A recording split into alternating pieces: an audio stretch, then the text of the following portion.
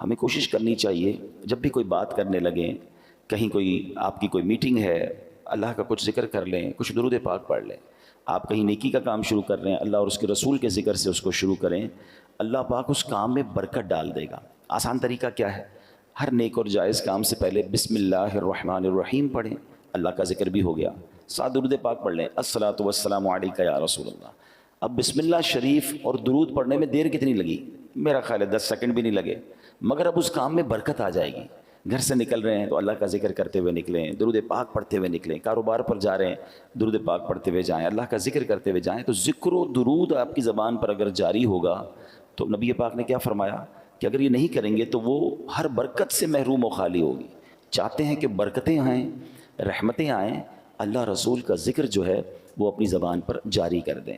میرے حضور کے صدقے کلام پاک میں بھی خدا نے بھیجی ہے آیت درود پاک پڑھو، دیا ہے حکم خدا نے یہ اپنے بندوں کو، پڑھو نبی پہ بکثرت درود پاک پڑھو۔ سب اولیاء و مشائخ تمام غوث و قطب یہ کر گئے ہیں نصیحت، درود پاک پڑھو۔ ایک بار محبت کے ساتھ درود پاک پڑھ لیں، صلو علی الحبیب صلی اللہ تعالی علی محمد صلی اللہ علیہ وسلم۔ کوشش کرتے ہیں ہم قرآن پاک کی کچھ آیتوں کی تلاوت کرتے ہیں، اس کا ترجمہ سنتے ہیں، اور اس سے جو میسج ملتا ہے، جو پیغام ملتا ہے، وہ سیکھنے کی کوشش کرتے ہیں۔ اللہ کریم قرآن مجید فرقان حمید میں ارشاد فرماتا ہے، پہلا پارہ ہے، سورہ بقرہ ہے، اور آیت نمبر ہے 62۔ ارشاد ہوتا ہے بسم اللہ الرحمن الرحیم، ان الذین آمنوا والذین ہادوا والنصارى والصابئین من آمن باللہ والیوم الآخر وعمل صالحا فلهم اجرهم عند ربهم ولا خوف علیہم ولا هم يحزنون۔ اب اس آیت کا ترجمہ کیا ہے؟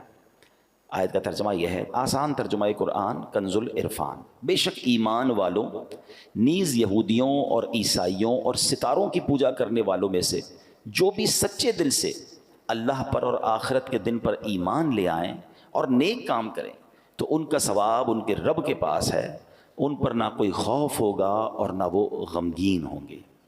اب یہ بڑا خوبصورت یوں سمجھیے ایک سینیریو تھا، ایک زبردست یوں سمجھیے اس کے پیچھے پس منظر ہے۔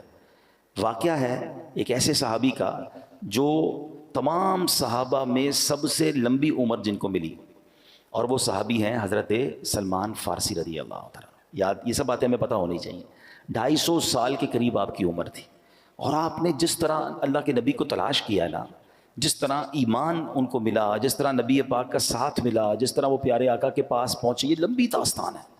اور یقین کریں سیدنا سلمان فارسی کی جب بھی آپ داستان پڑھتے ہیں، سنتے ہیں، تو ایمان ہونا دل میں تو 2 باتوں کی اہمیت بڑھنی چاہیے۔ ایک تو ان سے پیار ہو جاتا ہے کہ کتنی اسٹرگل، کتنی محنت، اتنے سال لگا دیے نبی پاک کو تلاش کرنے میں۔ دوسرے نمبر پر ایمان کی اہمیت ہے کہ ایمان کی تلاش میں انہوں نے کدھر کدھر سفر کیا۔ آپ کو پتہ ہے حضرت سلمان فارسی انہوں نے اپنے آپ کو غلام بنا کر بیچ دیا۔ میں مختصر بیان کر دیتا ہوں کہ ہوا یہ تھا کہ سیدنا سلمان فارسی رضی اللہ عنہ نے بڑی لمبی عمر پائی، اور آپ نے سال ہر سال حق کی تلاش کے لیے سفر کیا۔ اس زمانے میں نبی پاک دنیا میں تشریف نہیں لائے تھے، تو ان کو یہ بت پرستی اور کفر پسند نہیں تھا، یہ حق کی تلاش میں جاتے۔ تو وہاں اس زمانے میں بھی کچھ لوگ تھے جو ایمان والے تھے، راہب جس کو کہتے تھے، جو بتوں کی پوجا نہیں کرتے تھے، باطل خداؤں کی عبادت نہیں کرتے تھے، کیونکہ اس زمانے میں تو عجیب معاملہ تھا نا، کوئی آگ کی پوجا کرتا تھا، کوئی ستاروں کی عبادت کرتا تھا، کوئی بتوں کی پوجا کرتا تھا۔ تو یہ اللہ وحدہ لا شریک کے ماننے والے تھے، تو یہ راہب ہوتے تھے جو تمام لوگوں سے دور ہو کر عبادت کرتے تھے، یہ ان کے پاس چلے جاتے، ان کے پاس بیٹھتے۔ جب اس کے انتقال کا وقت قریب آتا کہتے اب بتاؤ کس کے پاس جاؤں، وہ کسی اور راہب کے پاس بھیج دیتے۔ ان کے انتقال کا وقت آتا وہ کسی اور راہب کے پاس بھیج دیتے۔ اب آخری جو راہب تھا نا، جب اس کے انتقال کا وقت آیا تو آپ نے کہا اب میں کدھر جاؤں؟ تو اس راہب نے کہا کہ اب میں دنیا میں کسی اور کو تو نہیں پاتا، ہاں اب آخری نبی کے مبعوث ہونے کا وقت ہونے والا ہے، تم ایسا کرو کہ ان کے پاس جاؤ اور ان پر ایمان لانا، ان کی خدمت میں چلے جانا۔ کچھ نشانیاں بتائی گئیں کہ وہ کہاں ہوں گے، تو پتہ چلا وہ مدینہ منورہ میں ہجرت کر کے آئیں گے۔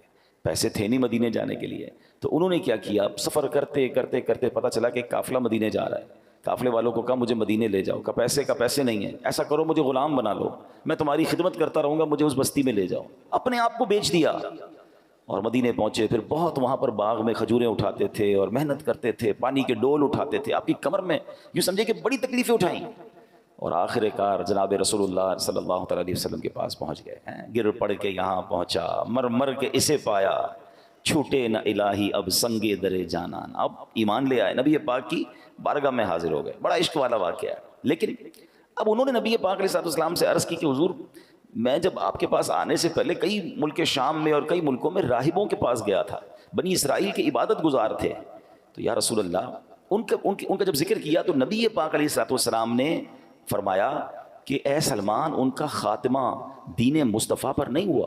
پھر یہ قرآن پاک کی آیت نازل ہوئی، یعنی یہ جو میں نے آیت پڑھی نا یہ ایکچولی ان راہبوں کے لیے نازل ہوئی۔ اب دوبارہ اس آیت کو سنیں، اللہ نے کیا فرمایا؟ ان الذین آمنوا والذین ہادوا والنصارى والصابئین من آمن باللہ والیوم الآخر وعمل صالحا فلہم اجرہم عند ربہم ولا خوف علیہم ولا ہم یحزنون۔